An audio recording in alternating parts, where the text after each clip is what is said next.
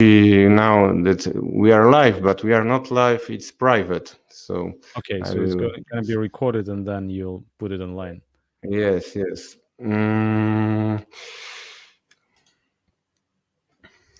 Okay, so today I'm talking to comrade Konstantin Syomin, who is the author of what is probably the most popular Marxist YouTube channel in the world. Comrade Konstantin's channel is not only very professional but also politically good.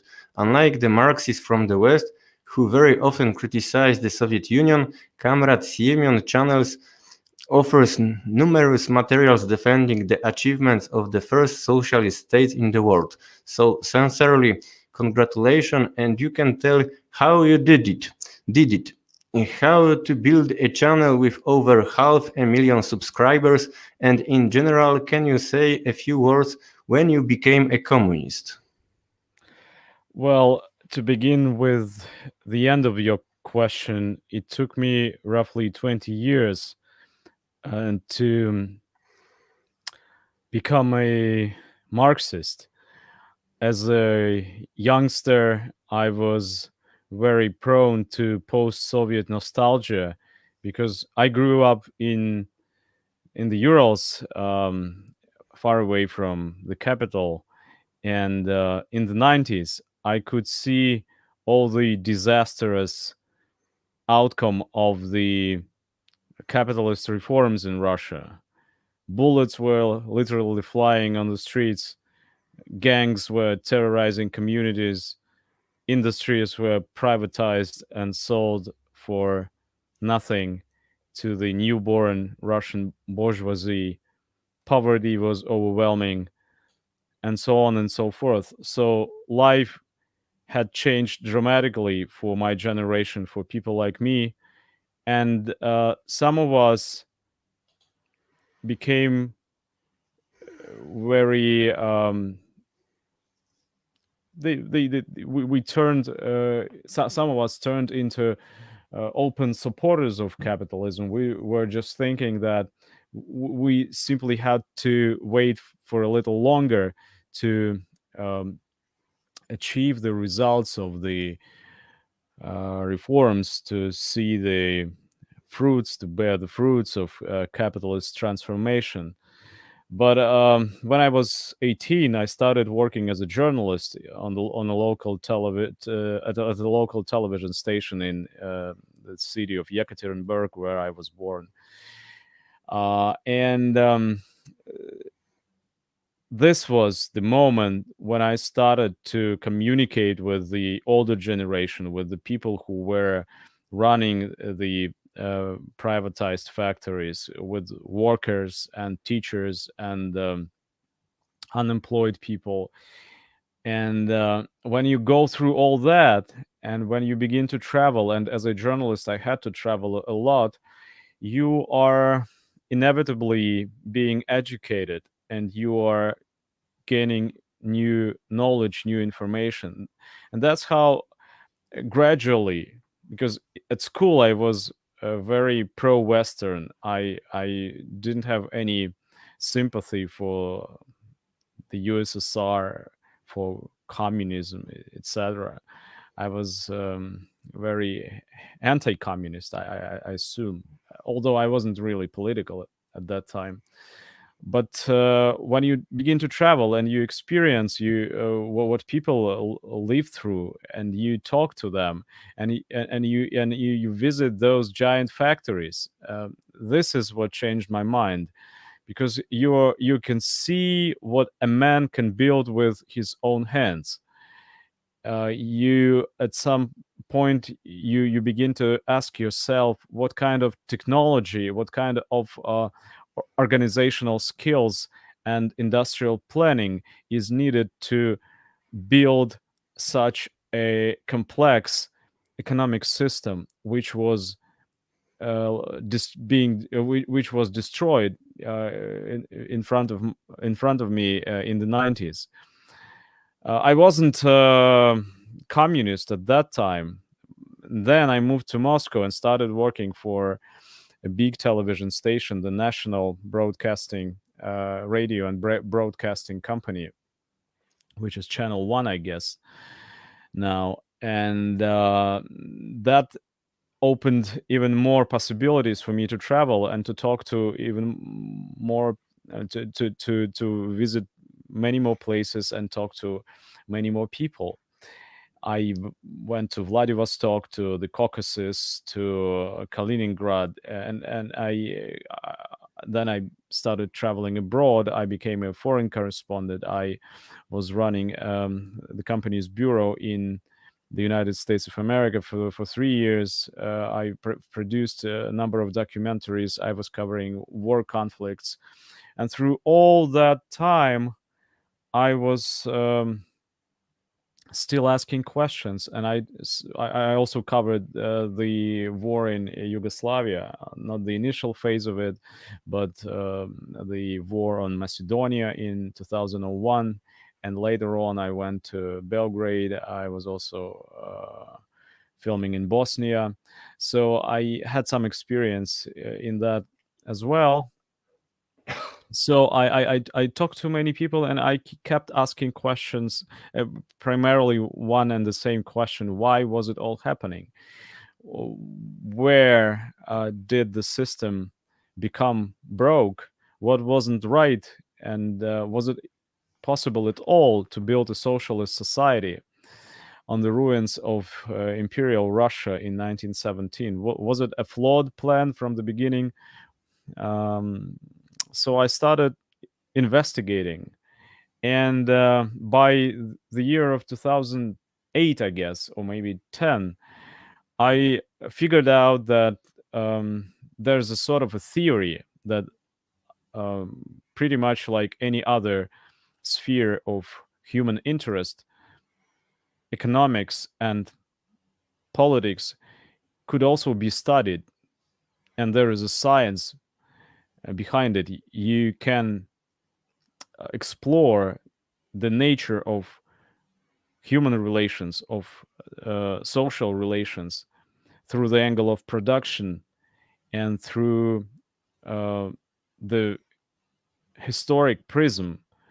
And there were such historians and economists. I just wasn't aware of their work. So I started reading, and I started educating myself.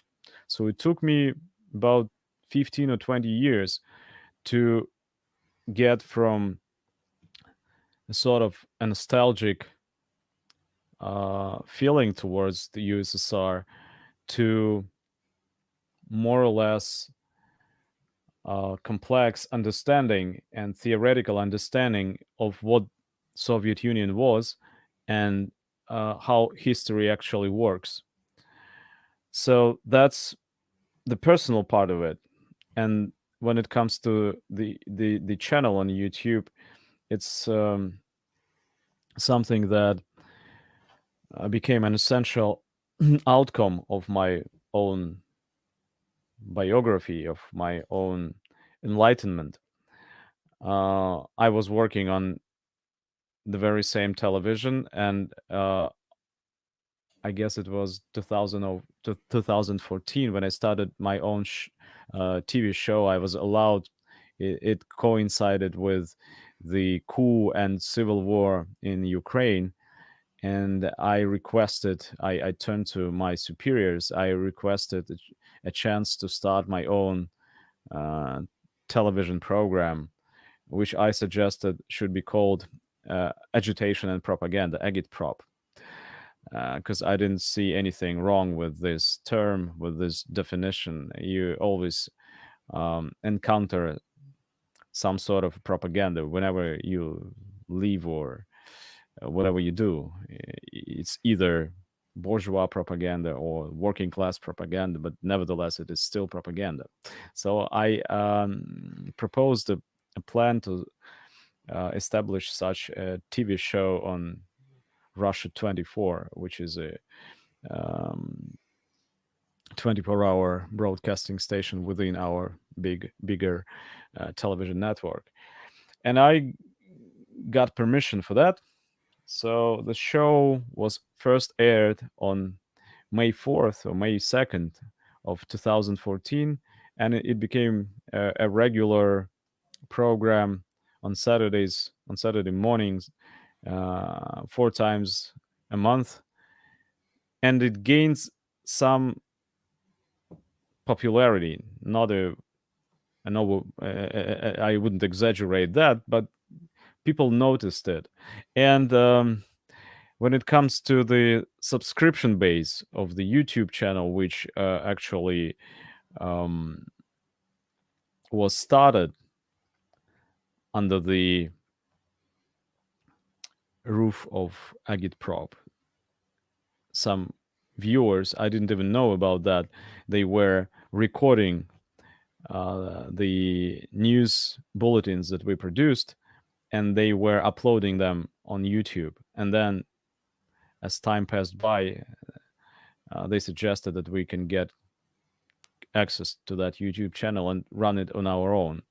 So the reason why people were attracted to it, I assume, wasn't my specific verbal talents, but the very same nostalgia which still exists in Russia for the abandoned past, for the socialist project, for the first socialist country, which, like the Paris Commune, had existed for quite a long time.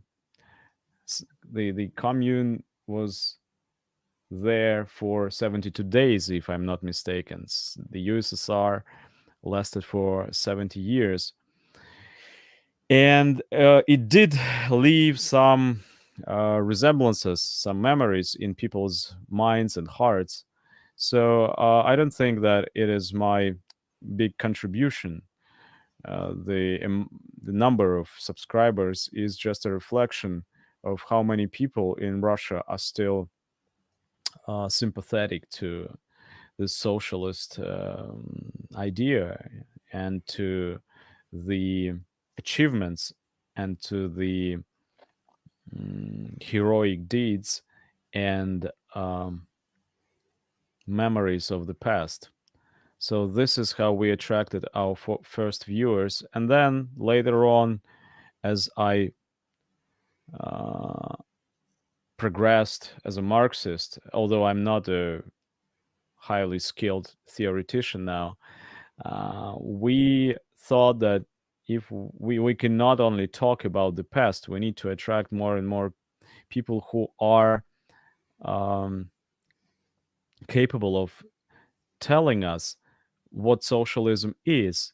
And there is no socialism without theory. So we were not only talking about class struggle or union strikes, we were also giving space to, and we were inviting people who are theoreticians, who are trying to analyze the current events from the Marxist point of view. We were also from day one trying to enlarge the circle of people involved and to offer our support to fellow-minded people in other countries to fulfill the idea of the proletarian unity. That's how we interviewed people in Great Britain, France, Spain. We talked to Pablo Hasél 2 years before he was arrested. We went to other countries. We were talking to, we had guests from former Soviet republics like Tajikistan and others. And that's basically what we do. We could have been more effective. And there's a lot that I could have corrected in our propaganda. But frankly, that's all I can tell you. There's nothing to celebrate so far. Yeah, it's very interesting what you say. It gave me hope because if I good understand, you worked for the bourgeois television, and you change your views because you ask many questions. So today, when I watch all these televisions and watch all these journalists who make this bourgeois propaganda, it gave hope that maybe in few years they will change their views. I listen one of your videos when you speak that you was a journalist in USA in the time of the Hurricane Katrina, and you also was in Cuba. And it was something which you can compare Cuba, how the Cuba managed with the hurricane, and in the same time how the United States did it. Could you say something about this? Well, I covered in 2005. We went to New Orleans roughly a week after the hurricane smashed the levees on the Mississippi River and the city was flooded. And yes, I did see what had been happening there, and I could have compared the reaction of the authorities in the United States and in Cuba. Although I wasn't in Cuba at the very same time, I still know that the same hurricane did little damage to the civil population in Cuba, whereas in Louisiana it was a total catastrophe, and the response was very slow. And what caused so much surprise among the foreign media was that, well, actually, it is one of the strongest and the wealthiest countries in the world. Its government is almost has almost unlimited resources, and still various branches of the government were not able to communicate with each other. People were sitting on the roofs, starving from hunger, having no water, dying literally, and they were given no help.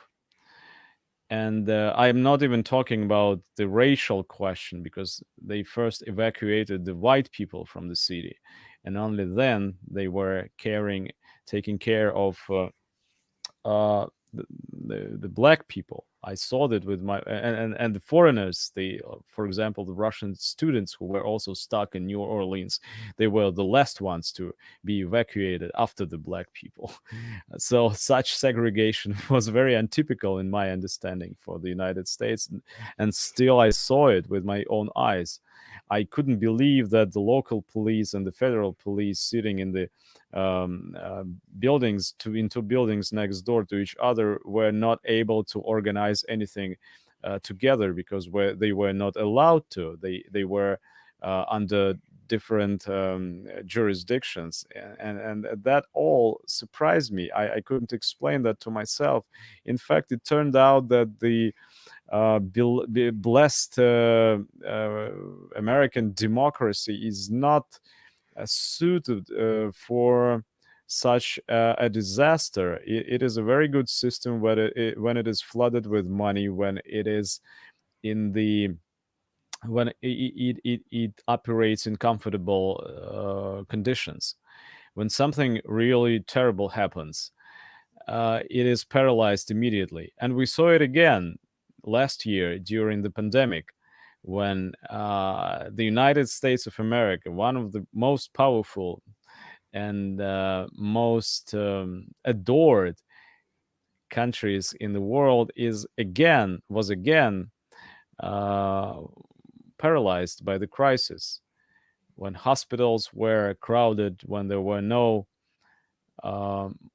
masks, no vaccines, no tests, nothing, and the government didn't know what to do. So it wasn't a surprise for me in 2020, because I knew already that this is how capitalism works. And it worked the same way in Russia with minor differences. It worked the same way in Spain, in Italy, in France, in the country of Poland that you know better than me. So it's not about America. It's not about geography at all. It could only be explained through this theory that I referred to, answering your first question.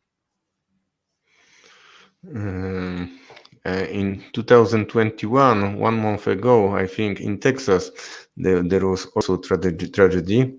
I don't know if you know that there was the power outage. Yes, there was a little snow and all Texas was paralyzed. Because the electrical system was privatized before that, and it wasn't even connected to the federal one. And they were not able even to accept help from the federal authorities. Yes, I do know what it is. On the YouTube channel that you mentioned, Yes. we are running daily news bulletins. We are working like a Galopem po Europą. Yes, so to say, a TV station. We're trying to provide our audience with a fresh package of news every evening. So yes, we do know what happened in Texas last year.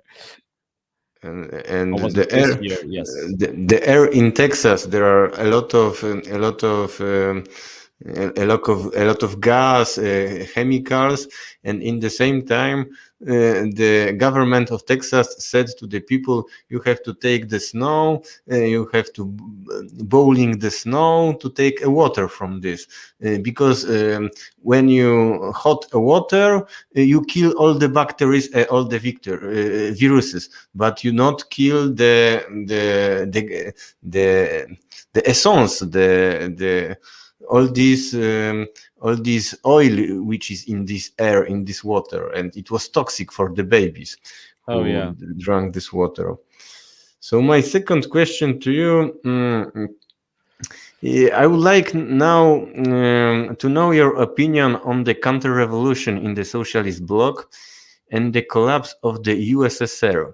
Why did the USSR collapse? In a few days, we will be celebrating the said 150th anniversary of the Communard massacre in Paris.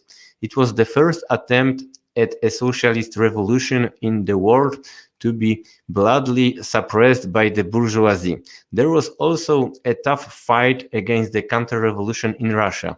There was an invasion of imperialist states.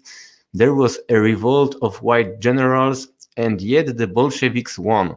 How it happened that 70 years later the USSR collapsed, and together with the USSR, communist parties all over Europe broke up. You have been building your channel for many years, and for me the collapse of the USSR would be like a situation if you would delete everything on one day and declare that you are no longer communist.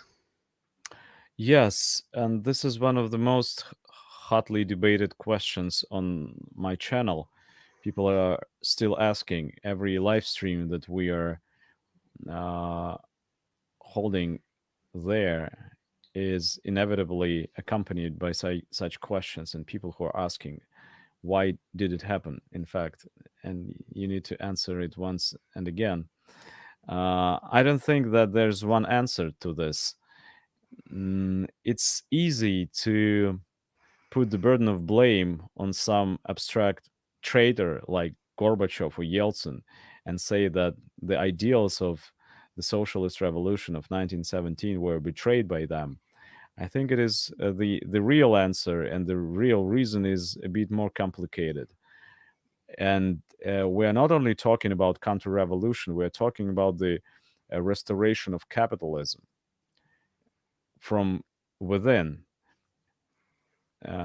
Inside the socialist system, it was rolled back to the capitalist formation, to the capitalist organization of the economy, and it couldn't have happened, at once, in a year or in one day or in a week. There should have been processes within the socialist economy and the socialist political system that were leading to such a climax. So one version is that the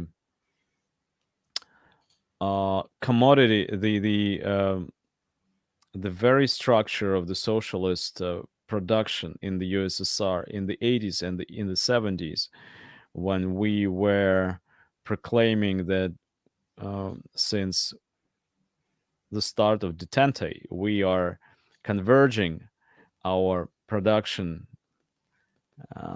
system with the we actually, that was a very term, the convergation of two systems. We need to coexist with the capitalist world. We are not going to expand the socialist revolution. We were not talking about the world revolution anymore. So since we were coexisting, uh, we were also converging the socialist production with some capitalist methods of production. That's how the category of profit was reinstalled in the Soviet economy. And the giant industries organized under the auspices of the Soviet ministries were, I guess, since late 60s, competing against each other like giant corporations do in the capitalist world. That's how I'm only speculating. There are many more explanations of what had happened in the USSR, but one of them, which seems reasonable to me, is the following. When the Soviet ministries, although the planning system still was on and valid, but inside that system, the ministries were competing for the governmental funds for the spending, state spending, like big corporations do. And this is what was the beginning of the capitalist revival, because that brought back the commodities. I don't know if there's such a word for it. The capitalism is a world, is an economy of commodities. And when you bring back such category as a commodity, you inevitably, in the longer term, not right away, it should take some time, it will take some time, but you are going to be dragged back into capitalism, because commodity is the essence of capitalist mode of production. Whenever there is a commodity, there will be surplus value extracted, there will be profits, and there will be profiteers. And so by the end of the uh, Soviet period, uh, in the 80s, the class of Soviet bureaucrats who was deeply involved in such reforms was slowly becoming a new capitalist, pre-capitalist elite of something different than the Soviet system, than the Soviet apparatus. They were anti-socialist and anti-communist in their minds. They were acting like pre-capitalists, and they needed to disassemble, to destroy the system, to reform it in a way, in such a way that they could retain control over the factories that they were running. And that's what brought the Communist Party down. Because whenever there is a capitalist interest, there will immediately appear some sort of a nationalist platform. So the pre-capitalists in the former national republics of the USSR were talking about independence by 1991 for that particular reason. They wanted to have more autonomy from the center, and the center, actually, the very process of dissolution was initiated by the center, not the Central Asian republics, not even the Baltic republics, but the Moscow elite itself wanted to have more control over the assets that they started to privatize through this process of so-called perestroika and glasnost and so on. So I think we should see the dissolution of the USSR as a very long procedure, which wasn't caused by one concrete reason, one certain reason. There were many factors in action, but one of the most important, in my opinion, has to be found in the fundamentals, the basics, and it is always the economy where we should look for them. And the collapse of the communist parties in Western countries, for example, Italian Communist Party was very, very strong, and after collapse of USSR, they changed their name for the Democratic Party or something like this. So it was totally catastrophe. One day you have big communist party, and few weeks later it's disappeared. What is your and in the same time, for example, in India, there was not these processes. There was strong communist parties, and these communist parties exist today. And in the state of the Kerala Communist Party of India, Marxists, they took a power. So why? I think that there couldn't be a communist party without the working class, and if your working class is not active, if it is not seeing itself as a class, when there's no class mentality, class consciousness, it doesn't matter how active or explicit your communist movement is, it doesn't have legs to stand on.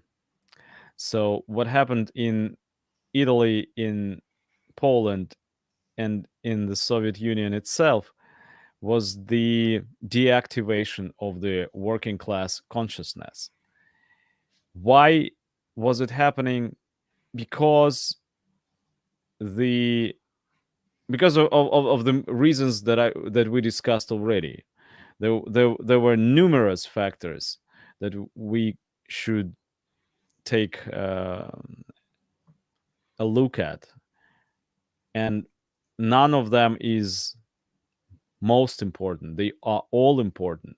For example, in the Second World War, if we are talking about Russia, the Communist Party was mortally wounded. There were millions of communists who perished on the battlefields. More than 8 million of Soviet communists didn't see the victory in this war. And this was a very serious blow to the communist movement as a whole, in general. But this is, again, one of the reasons.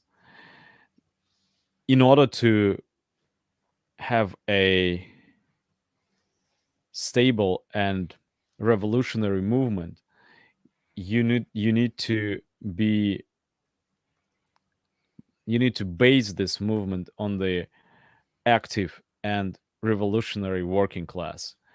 Without such a class, which sees itself as a class and sees such struggle as essential and inevitable, without it, there will be no party, and there couldn't be any party that won't be opportunistic and that won't eventually either dissolve and disappear or join ranks with the bourgeoisie.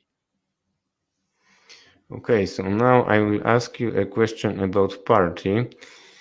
I want to ask you about your strategy for the future. What do you think about the communist parties in Russia?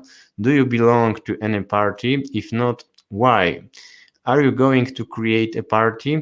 Don't you think that having such a great popularity, you should, as Lenin disciple, move to party activity? Or maybe you think that today the struggle for socialism should run differently than in the times of the Bolsheviks? I don't think that we can substitute this class consciousness with a YouTube channel with 500,000 subscribers. This is not enough. And if you take a look at other YouTube channels in the Russian segment of this magnificent network, you'll see that we are not the most populous. There are many other projects, and the Russian capitalists, the Russian liberals have way more supporters, for starters. And secondly, I think that we cannot substitute the absence of this movement with our enormous activity on the web. This is not enough. We cannot recreate the working class movement through creation of the party. That's not how it works. The working class is going to raise its head again, and I'm absolutely sure that it will happen. It is already happening somewhere, maybe not here. And the very position of Russia in the global chain of production now makes this a very problematic and painful equilibrium for us, because the number of working class people in Russia is diminishing. Not to say that the whole population of Russia is slowly decreasing, but inevitably and constantly. So we are no longer a producing country. We are not India or China or Brazil. We are the country which is gaining 60 or 70% of its export income through selling our mineral resources to the imperialist metropoly. So the working class is in a very despicable situation here. It is shrinking, but there are still working class people here in millions. The problem is that they are not seeing themselves as ones. The problem is that the working class in Russia, and not only in Russia, I may guess, is injected, is poisoned with the bourgeois mentality, where there should be working class mentality, where there should be working class consciousness. There is petty bourgeois consciousness, and that's not very good. A very good situation to start a party, to restart a party. So I'm sure that times will change, and it's not up to a single personality or a single YouTube channel or any sort of a disciple, as you named it. We are not talking about religion here. That's not how it works. Not even 12 disciples would save the Russian Revolution or whatever other revolution there could be. It totally depends on the situation in the global economy, on the current state of affairs in each and every particular capitalist state. on the unemployment, on the everyday conditions in which the working class is destined to live and survive. And only when the conditions for the working class make it impossible for the workers to be inactive, to be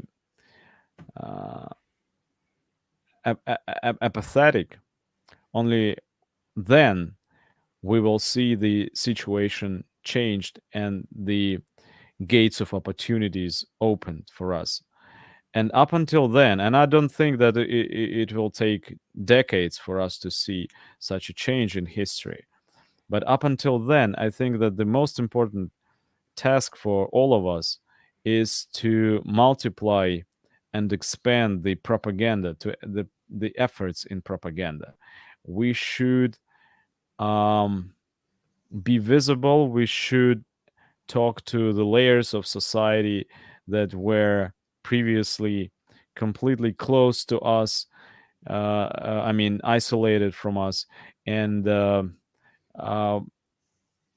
if you may want to look for a comparison, I think that we could see some similarities with what had been happening in the mid 19th century in Russia or in other countries, when there were, I mean, the big capitalist crises were still ahead of Russia in the 19th century. The Marxist movement was in its initial stages.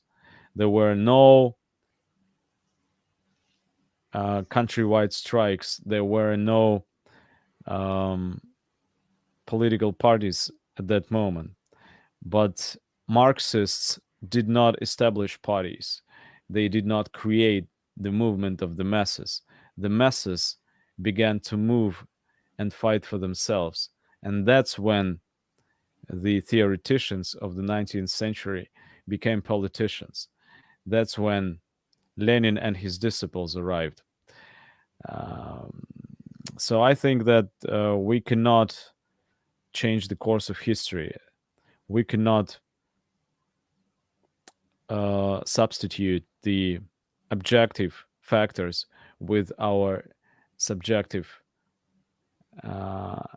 expectations or willings. And we need to accommodate our propaganda to the tasks and necessities of every moment we live in. And the current situation requires that we focus on propaganda solely, so that we enlarge and expand.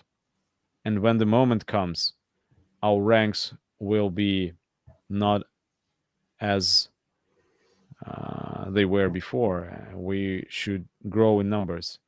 That's, I think, the most important task now. You see, in my background, there is a Che Guevara, and in the Cuban Revolution, the moment come when the Fidel, Che Guevara, and other revolutionaries came to Cuba and started revolution. It was not they waited, I don't know, many years when the capitalism in Cuba started to. No. They decided, moment come, we are going, starting. But I would like to ask you, what do you think about Communist Party of the Russian Federation and or other parties? Do you think that it is possible to reform these parties inside, make this party more communist, revolutionary, or it is impossible in your point of view? First, I'd like to say, to comment on your take on Che Guevara. You still cannot isolate the Cuban Revolution from the global course of events in the 60s and the 50s. It obviously wasn't possible. It couldn't be taken out of a broader context of the big competition, the Cold War between the United States and Soviet Union. Without it, I don't think that the very heroic crowd that Che Guevara and Fidel were heading, they didn't have a single chance without it, not having it behind them. And the last effort that I mean, I totally respect the personality and the revolutionary path of Che, but you need to be a Marxist and you need to be a realist. When he went to Bolivia, that was probably one of the most visible manifestations of the fact that you need to take into account the objective reality prior to getting yourself involved in the revolution. You need to have all the forces, the productive forces, ready. And you know the Lenin's definition of the revolutionary situation, when the upper classes are not able and the lower classes are not willing to take it anymore, right? Absent such a situation, we cannot provoke it on our own just because we want it. That's not enough. And being active and being emotional and being revolutionary minded is not enough to start a revolution. So I think that in the year of 1917, there were all the necessary ingredients for the process to begin. In the year of 1871, there was a chance, and that chance was used by the Paris Commune. At this point, not having people behind us, not having the working class rising behind us, we are unable, we need to be realists, we are unable to substitute this absent class with our own revolutionary spirit. This is just not enough. And if we truly believe in the essential propositions of the Marxist theory, and if we understand them, and we should first of all understand that the capitalist crisis is also inevitable, that it's not going to be like that for years and years ahead of us, that the crisis is inevitable, that the bubbles will be bursting, and when they will be bursting, there will be blood spilled, and this is when the stability and wholeness of today's markets and today's capitalist societies will be torn to pieces. So I think that we just need to be realists, and we need not to. You cannot run faster than the locomotive. You need to calculate. You need to analyze the trajectory of where the history is headed, and act accordingly. That doesn't mean that we need to be opportunistic and act like the Communist Party of the Russian Federation. I'm not talking about that. We are not solidarizing with the Russian bourgeoisie. We are not putting a hold on the revolution, because there's no revolution. There's no working class consciousness, as I said. There's no working class movement, and there's no party at all. If you ask me if there's a communist party in Russia, I would have to say that there is no communist party in Russia, but there is no communist party in Europe as well, as far as I know, neither in Poland nor in France. So you cannot. It's not a Lego game. You cannot just buy it and construct it from pieces because you want it and you know how it was accomplished in the past. It has to be objective. It has to have objective foundations underneath it. Once they appear, the process will restart, I think. At last, I have encore two questions for you. So, what do you think about countries such as Cuba, Vietnam, or China? Are they still socialist countries, or have capitalism been restored there? What do you think about these countries' behavior during the COVID-19 epidemic? Are the successes of these countries in fighting the epidemic an argument in favor for socialism? I think that the socialist planning system, regardless of where it is implemented, is way more effective than the capitalist system, because the capitalist system is based on the idea of profit and on the interests of private production, private corporations who are competing against each other for the profits, and obviously none of them is taking care of the people's needs. At times of pandemic, it is pretty obvious that such a system would fail, and it failed. So any socialist approach to tackling the pandemic is better than what we saw in the United States or some European countries. I'm not a big specialist in the Cuban history or Cuban economy. I've been there only once in 2006, and since then I didn't have enough information. But I did hear that the biotech industry in Cuba, despite all the sanctions that it has to cope with on a daily basis, it still is one of the most sophisticated and most developed industries, biotech industries in the world, and they were able to provide the Chinese with the first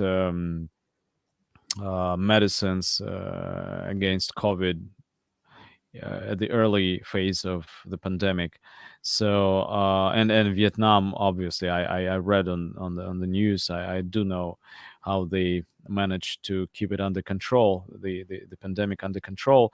But does that still make them still socialist? I don't know. I don't have enough statistics. I don't have enough information from both Vietnam and Cuba. I've been to Vietnam also. I saw that market economy is gradually being gradually restored there. We all know that American capital is actively investing in Vietnam and its enterprises. We know that American imperialists are trying to put Vietnam against China and use it as a tool, as a puppet state, which I don't think is something the Vietnamese communists or Vietnamese government want. But it's hard for me to say. One thing that I can say for sure is that there couldn't be an isolated socialist country which is able to hold for a long time, very long time, to stand for a long time against the capitalist, against the imperialist metropoly, as I call it. The socialist transformation only works when it has a global projection.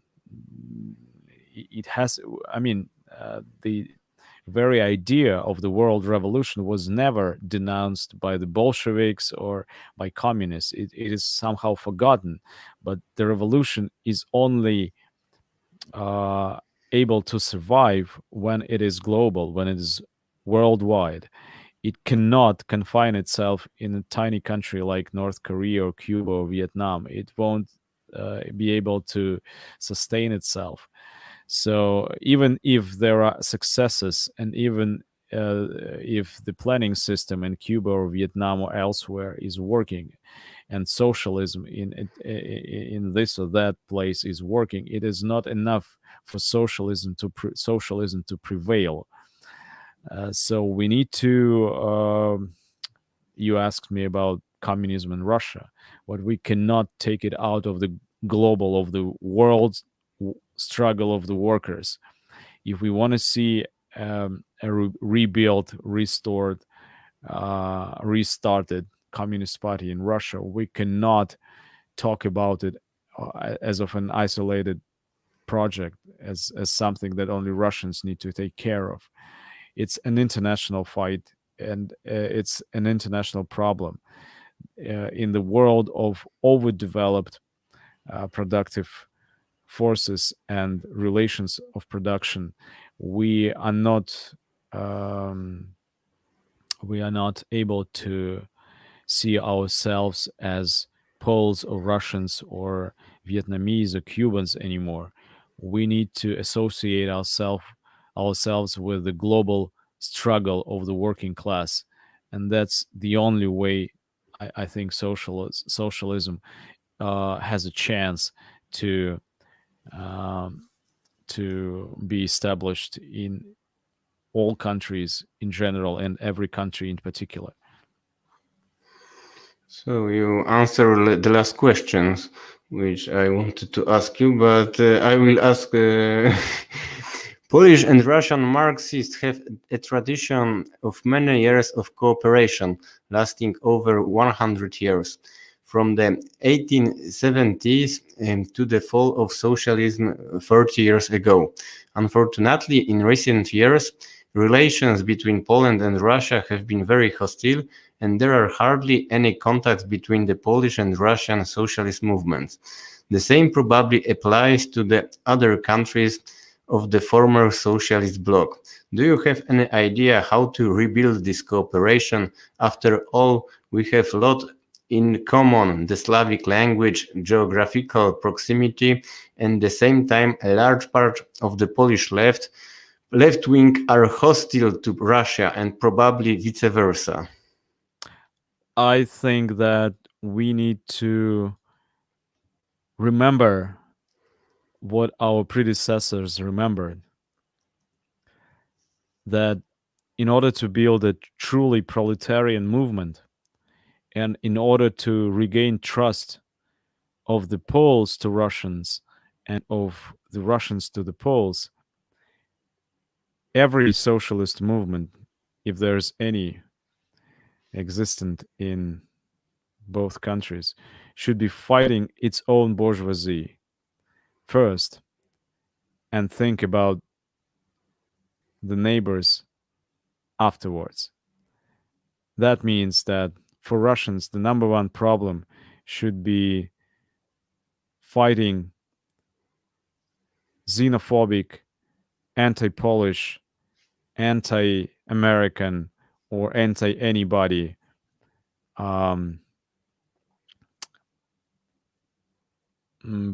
propaganda, bourgeois propaganda here, and opposing the drive of the imperialist elites to war, which is also palpable, visible here.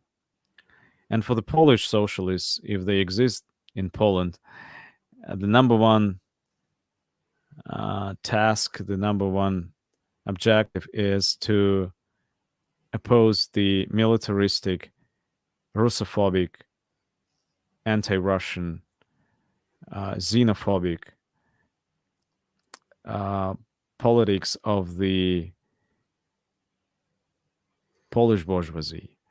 So when on your side people see that here we are doing our best to fight all these evils, and we see the same here, I think that there should be a chance to rediscover some common ground, and the communication of the Russian and Polish socialists will be restored as it was in the early 20th century. I think that it's we already started, me and my comrades from PPR, because some of the people know Russian language. We started to watch your channel, other channels in Russian language. It's very big. Or this YouTube sphere, the communist channel in Russia. So maybe also you will start it to learn Polish language, because but I'll try. I think that I can say you that when I was learning Russian, after 2 months of learning, when you started to understand the alphabet and some words, you are capable to listen the television and understand a little bit. Not all, but it's very we have very similar language, but there are many words which are the same. Yes. So it's only the question. I have a lot of envy to people who can do that, like you, and your Russian is pretty good. So no, it was good. It I was admire good it. 10 years ago. 10 years ago, it was good. Now I forget because I'm really? living in French. But it takes time. But when for you, I will learn one more time. Good. for I watching think your that channel. you'll get more and more feedback from our viewers after we launch the interview with you. So you'll get one more reason to refresh your Russian. Okay, thank you, comrades. I will finish this